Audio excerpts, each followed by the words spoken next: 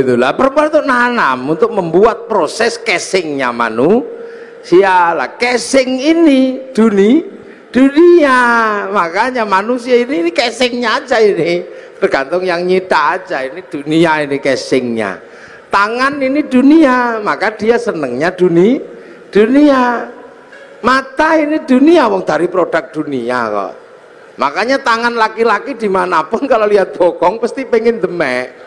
Ini dunia, ndak usah tangan Pak Direktur, tangan Pak Komisaris, sama aja, wong tangan saya juga sama. Ini dunia, ndak usah heran. Tangan ibu-ibu dunia, maka pengen dikasih gelang. Sama aja, yang bedakan remnya dok.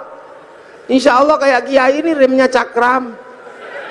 Jadi pas direm set itu depan belakang berhenti. Nah rem pelindo ini kan nggak cakram, antromol tadi aduh gitu.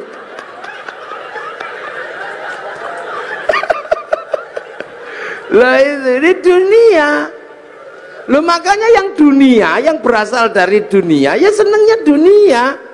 Mata ini ya senengnya dunia, kaki ya senengnya dunia, telinga senengnya dunia. Nggak usah heran. Makanya kalau kita dengar adzan Allahu Akbar, Allahu Akbar, yang nyawanya, yang manusia yang asli, yang dari langit, yang kenal Allah, tek pengen sholat, tapi bokong ini kan dunia. Makanya ya duduk aja sampai kiainya Robbana ya Robbana, karena nunggu bokongnya belum berangkat.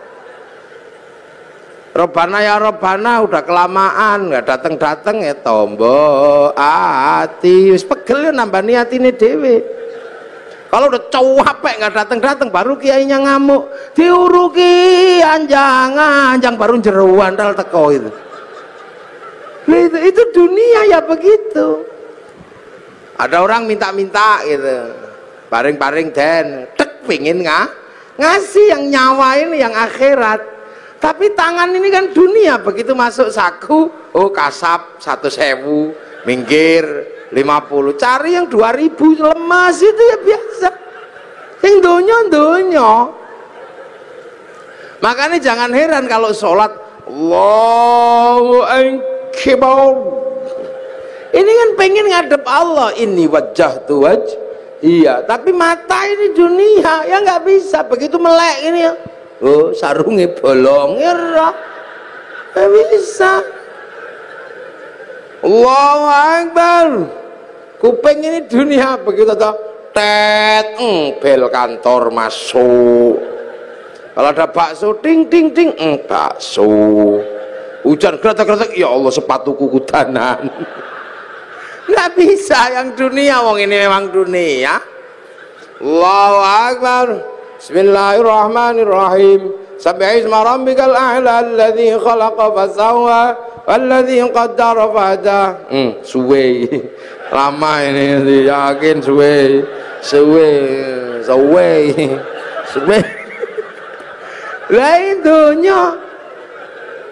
Lah ini dunia, makanya nggak usah heran. Yang dunia senengannya dunia. Tapi kan ini raga punya tugas menghantarkannya nyawa. Sama dengan padi punya tugas mengantarkan beras. Sama dengan debok punya tugas mengantarkan pisang. Lah manusia punya tugas menghantarkan innalillahi wa inna ilaihi raji'un. Makanya nanti tiba-tiba ya sudah, satu saat ini semua akan kembali. Nah yang kembali apa? Ya nyawanya. Yang dari dunia ya dikembalikan lagi ke tanah. Itu balik ke tanah, kubur situ, terus dimakan cacing, bosok, ruwek, bosokannya cacing diisep sama rumputnya dimakan sama kambingnya dipotong bikin anak lagi. Lah itu namanya teori rantai makanan. Makanya manusia, padi, pisang sama. Ada waktunya panen. Kalau padi dipanen sama Pak Tani, pisang dipanen Pak Tani, manusia dipanen sama malaikat Israel. Panen aja. Begitu beras diambil pohon padi ya tidak diurus, dibakar untuk makan sapi. Begitu pisang diambil, pohon pisang ya dibuang ke sungai. Begitu manusia diambil isinya, ya kelontongannya ya dibuang ke kuburan, sama aja. Nah padi walaupun terpisah dari pohonnya, begitu masuk laboratorium tetap ketahuan padi organik atau bukan organik walaupun sudah terpisah. Orang nggak perlu lihat pohon padinya dulu seperti apa, rekam jejaknya ada di beras, rekam jejak pohon pisang ada di dalam pisang, rekam jejak kehidupan manusia ada di dalamnya nyawa. Lho ngono tok. Makanya ya cari rekam jejak yang bagus. Itu tangan ini merekam jejaknya nyawa, mulut muni apa wae rekamannya ada di dalamnya nyawa. Sama kayak syuting itu ngadep saya dari tadi. Itu tugasnya cuman apa? Nyarikan bekal kartu memori. Setelah ngerekam saya, syutingnya dibanting nggak apa-apa. Yang penting memorinya masih ada, diputer keluar gambarnya, sama aja.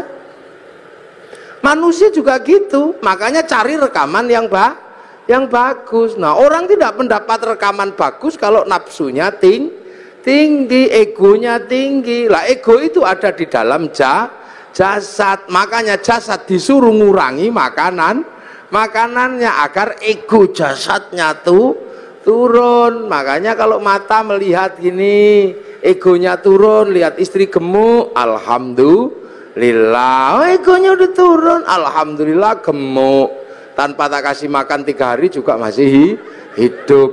Akhirnya ruhani kita merekam alhamdulillah. Tangan pegang panas, masya Allah. Tapi kalau ego tangannya tinggi megang telek, oh telek ini ya yang terekam telek. Sendal hilang, kalau egonya sudah turun, sendal hilang, masya Allah. Tapi ini egonya tinggi, sendalnya hilang, waduh sih ya sudah, kambing ini. Akhirnya yang terekam itu kambing. Begitu masuk laboratorium kok ada kambing dipanggil, "Beng, kok kamu ada dalam hatinya orang ini?" "Iya ya Allah, fitnah itu ya Allah." Fitnah itu, hoax itu dulu. Saya nggak terima karena saya difitnah nyuri sendal. Padahal seumur-umur tidak ada kambing nyuri sendal. Dulu itu ada, makanya rekaman ini itu. Pelajaran dasarnya itu sebenarnya. Makanya manusia harus punya rekaman yang baik. Lihat Pak Preskom gini, oh ulang tahun, alhamdulillah beliau belum ada ubannya. Nah, kan keluar. Nah kalau yang egonya tinggi, udah setua itu, mesti nggak ada ubannya, pasti semir 1 kilo itu. Akhirnya rekaman disinya semir 1 kilo. Tapi kalau egonya turun, alhamdulillah. Kita ini punya chip namanya nyawa, sampean jangan lupa. Lihat apapun direkam oleh nyawa. Seperti kamera itu, lihat saya, gitu nanti rekamannya ada itu setting. Kalau musim kampanye, ada, ada.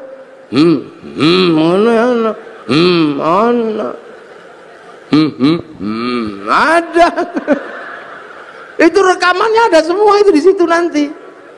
Sama dengan manusia, dingke wong adus, ono sesuk rekamane. Begitu diputer metu meneh rekamane sampean saumur urip ada. Makanya rekamlah yang bagus. Nah, agar rekamannya bagus, nafsunya harus diturunkan. Lah nafsu diturunkan dengan cara puasa. Makanya orang kalau puasanya ini kuat, nafsu egonya turun. Sebab apa? Orang kalau sudah egonya turun, apa-apa bisa melihat Allah. Ayam naik masjid, itu orang kalau egonya turun, ayam naik masjid, alhamdulillah, masya Allah ada ayam naik masjid, syukur ya Allah terima kasih. Kenapa? Karena kiai akhirnya bisa mempraktekkan bagaimana membersihkan tele ayam dari atas masjid. Ilmu yang demikian sulit membersihkan tele ayam dari atas masjid bisa dipraktekkan karena ada ayam naik masjid. Nah, kalau nggak ada ayam naik masjid nggak bisa dipraktekkan karena kiai tidak boleh bawa telek ke atas masjid. Jadi alhamdulillah ilmu bisa dipraktekkan karena barokah pitik itu. Makanya hati-hati, nafsu itu mengingkari Allah. Contoh, ini mudik lebaran. Orang Surabaya ini yang paling seneng dulu itu rujak cingur.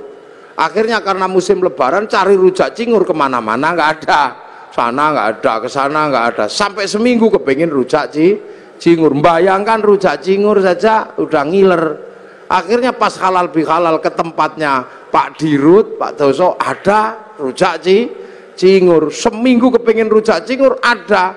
Ya halal, ya silakan makan, tapi hati-hati. Kalau saya nggak berani makan, karena itu bisa jadi halal buat jasmani, tapi haram buat rohani. Karena nikmatnya mesti luar biasa. Wong kepengen seminggu. Begitu setelah dari Pak Doso seminggu kepengen rujak cingur dapat. Tiba-tiba besoknya ke tempatnya Pak Pres,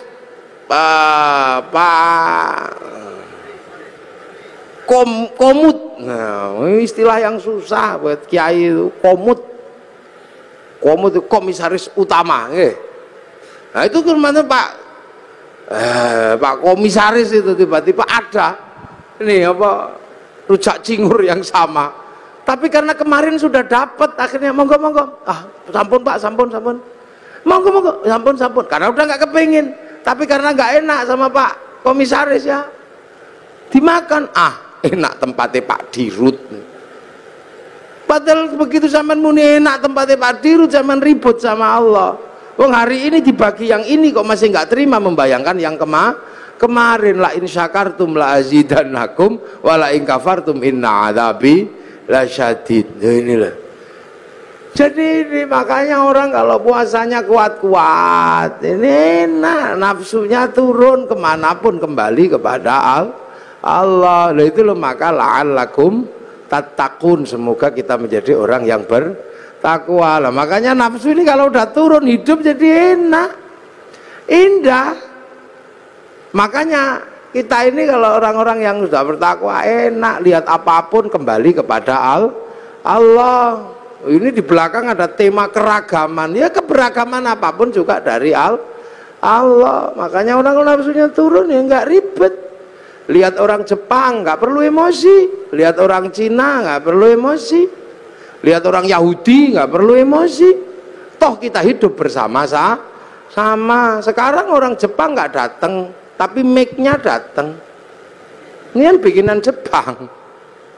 Ya, jadi kita ngaji ini pun melibatkan orang Jepang. Kita ngaji melibatkan kipas angin mereknya Maspion, Cino sih gawe. Kalau kita malam longok-longok pengen ngerokok, gudang garam Cino. Pergi haji kita nggak bisa jalan kalau nggak ada pesawatnya orang Yahudi. Wong Pak Habib disuruh bikin pesawat nggak jadi, wong namanya tetuko, sing teko ra tuku, sing tuku ra teko. Makanya kiai-kiai nggak ada yang ribet. Istri kita cantik-cantik karena parfum dan bedaknya orang Prancis. Nasrani karena bedak Surabaya nggak mau make, wong beras ditumbuk ya blonteng kah. Biasa aja hidup itu begitu. Iya, kita ngaji gini misalnya, ya ngaji ini baik, wong pengajian. Ya makanya kalau saya mengatakan saya lah orang terbaik hari ini, ya bisa saja, wong saya sendirian ngomong di depan minumannya banyak. Tapi saya juga nggak bisa terbaik di sini karena baiknya saya ada panitia yang bikin pengajian. Kalau nggak ada panitianya ya saya nggak ada di sini. Lalu siapa yang terbaik? Ya panitia pasti mengatakan saya yang terbaik. Saya mengatakan kalau saya nggak datang pengajianmu jelek. Lah itu baru dua udah ributnya luar biasa. Belum lagi kalau sampean ikut-ikutan, ya ini menjadi baik karena saya mau hadir. Coba kalau saya nggak ada yang datang, itu bukan pengajian namanya. Lah apa? Cek sound. Bukan kayak gini. Lah orang-orang yang sudah mengembalikan semua kepada Allah, enak, nggak ribet, biasa aja orang. Terus kita misalnya ini pengajian jadi indah karena ada yang nata kursi. Apa yang nata kursi itu sholat subuh? Ya belum tentu. Jangan-jangan yang nata kursi nggak sholat subuh, tahu. Sama kita makan jadi enak karena apa? Ada bumbu. Bumbu bisa enak karena diulek pakai cowek. Kita nggak pernah tahu waktu bikin cowek itu bikin cobek, jangan-jangan pas airnya kurang dikencingi juga nggak tahu gitu. Hidup itu indah.